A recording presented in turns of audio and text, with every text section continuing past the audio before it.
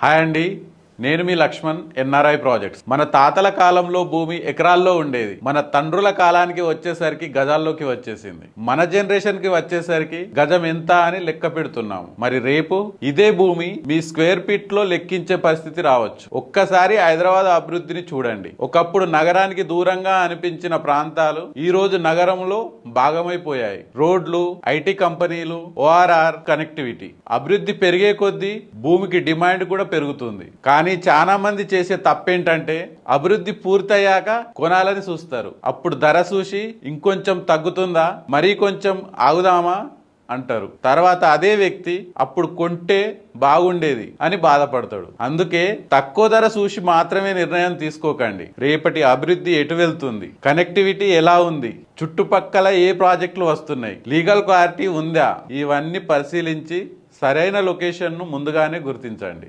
ఎకరాల్లో ఉన్న భూమి గజాల్లోకి వచ్చింది.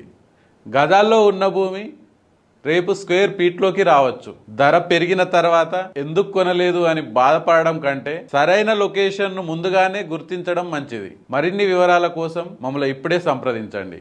Thank you.